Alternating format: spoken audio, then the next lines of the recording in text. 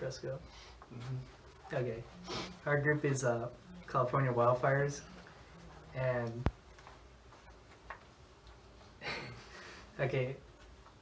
So imagine going on your next hike, and just the trail is just in ruins. It's there's rocks covering everything from a recent rock slide. There's overgrowth covering everything. You can barely see the trail itself. There's water just cutting through the trail, ruining it completely. And just those are just some examples of things we try to fix and what we did to what we improved on in our volunteering. And in this presentation, we'll be covering who we worked with, what we learned volunteering, and the connection to our local problem. And then here, Nick will be presenting. Hello, I'm Nicholas, and I'll be talking about the organizations that we worked with during our volunteering work. So we worked with Santa Barbara Parks and Recreation, and along with SB Trails, and we worked to restore and manage 2 specific trails. What are they called? Hot Springs Trail, and another trail. We'll talk about that in the actual presentation. And we went on those trails to remove some overgrowth and clear up the paths so that it's a more easily accessible trail, a lot easier to walk through. And we also dug out some waterways so that water doesn't flood the trails. And then we'll have like videos playing of some of the work that we did. Just describe it right now, like some of the work you did. So we were just like removing, like I said, we were removing overgrowth, tossing it over the side, more towards the creek and away from the trail, so that there's more room to walk and it's not as crowded. And then after that, after we removed these bushes, we made a waterway down to the creek so that the water doesn't flood the path. And then next up, we'll be talking about. You have to lower down. Don't press on the video.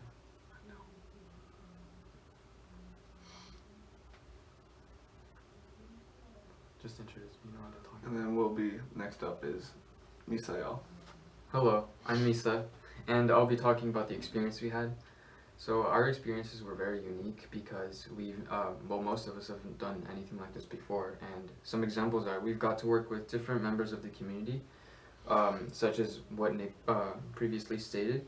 We got to work with the organizations within them, so we got to speak with people, interchange ideas and other things like that, and team building with our group members. So I feel like that was really important because we got to work with I got to work with Nicholas and Anthony and Jessica. Then I previously haven't worked with them before, so that was quite new.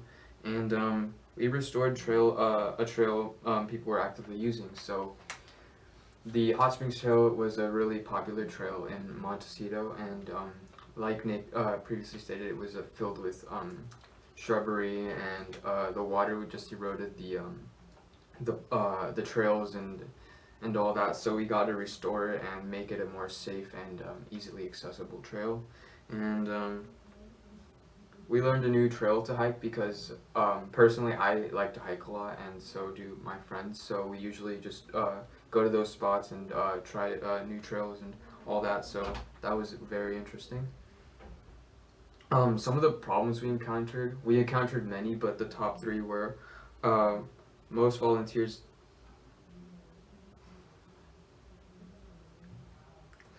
Didn't know the trail. Okay, most volunteers did not know the trail. So the main organizations that were there, it was also their first time working on that trail. So it was kind of a mess in the sense of we didn't know where to go. We didn't have the proper tools. But once we got settled in, we got into the swing of things, and me and Nick started working on a waterway on the trail.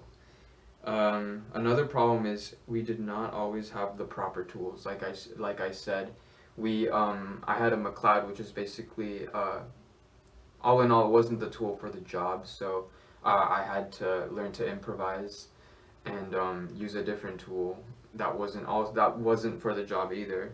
And the group organization was a bit messy, like I said, because most of the organizations working there haven't worked on that trail previously, and there were about like 500 people there, or like 300 or so. So it was there was a lot of people. So the organization was a bit messy. I relate that to our assignment that we had about the rings and how everyone broke off into a coalition to work on that specific project. So that's what we did. We broke off into coalitions. For example, I worked with Nick to work on the waterway, like I previously stated. And next, the communications within. So we learned how to organize tasks. So I learned how to I was giving a bit of orders when we were working on the waterway. I haven't done it before, so that was something new. And assigned group members work for maximum output. So like I said, I gave out a bit of orders, and so did my teammates. So I feel like that really assigning work really boosted our maximum output. So we got more done, and we worked smartly all in all. And we changed tactics depending on the progress. So if we figured out that, for example, on the waterway, if we figured out that something wasn't working, we quickly changed tactics and we adapted. So we didn't have to spend more time and energy into something that wasn't going to be done. And so next. Next would be Jessica. Okay. So we're on section 2, learning and group work. So our first topic is motivation needed to get work done.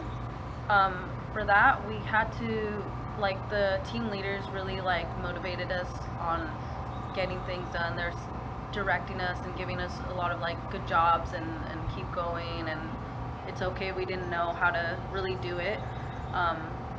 They were just there to support us and tell us how to do it and really keep us going, pretty much. So that was good motivation. Distractions can slow us down. Distractions can slow down our work and cause mistakes, and that is an example for that was where we would, for me at least, it was more like life things were distracting me on getting the work done, and I would mess up on a little line or something to get it all good how they told us to do it. But yeah, we still were able to focus and get it done in the end.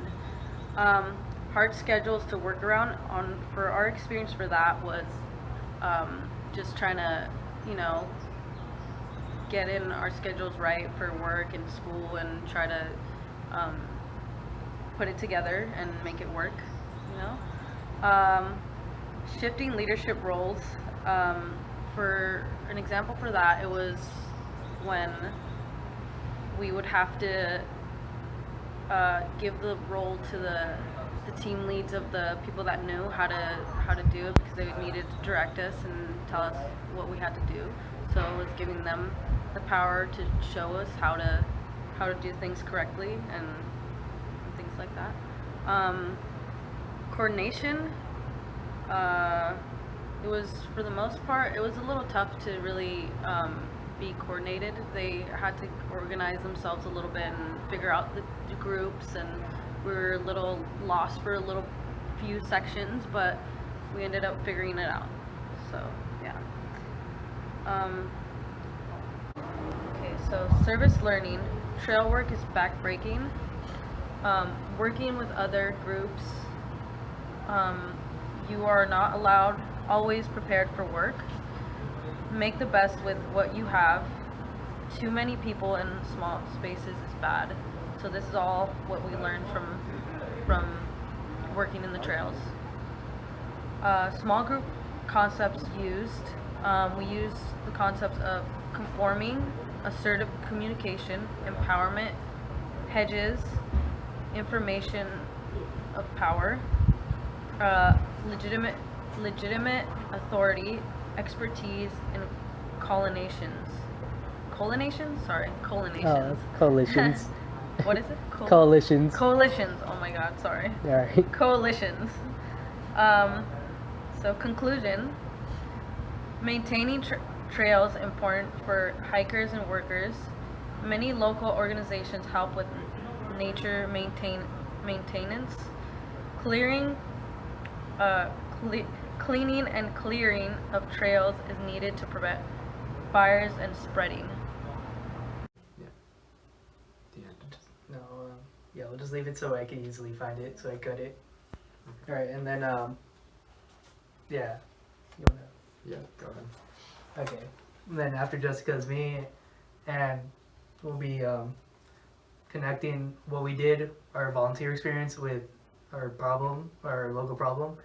So one of the main organizations for California fires is the Forest Service. Most fires start in the national forest, so they deal with their fire. They deal with the fires themselves with their own fire crew, their own fire trucks, their own tools.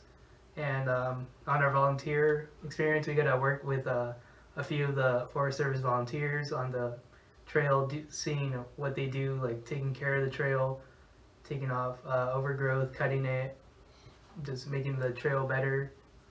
Then we also worked with the Montecito Fire Department, which is the local fire department. They help to deal with the fires that happen here locally. They help the fires that happen up and down California, sending firefighters over there.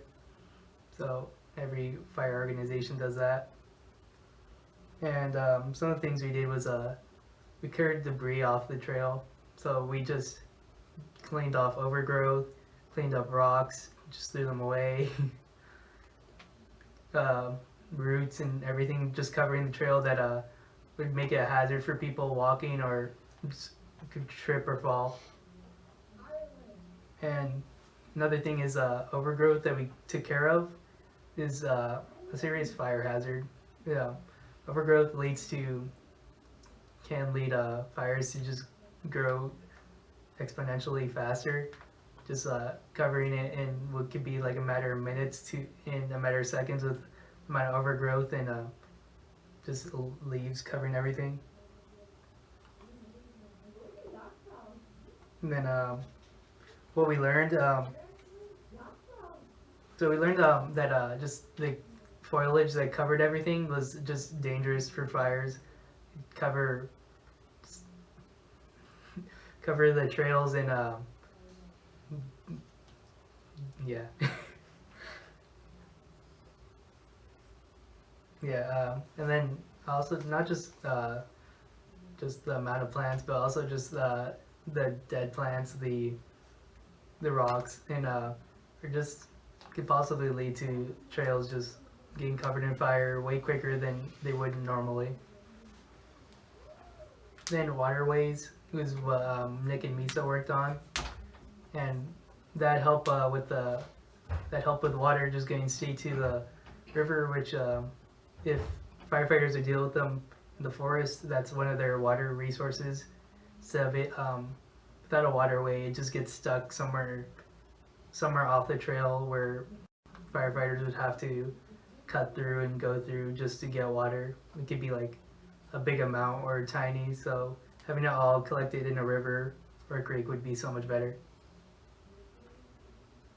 And then we learned about all the organizations that work here locally, like the Bucket Brigade, the Los Padres Forest Association, the U.S. Forest Service. Just so many of these help locally, and they all volunteer and try to do their best when they can. And then conclusion would be right here, but it's not done. Thank you.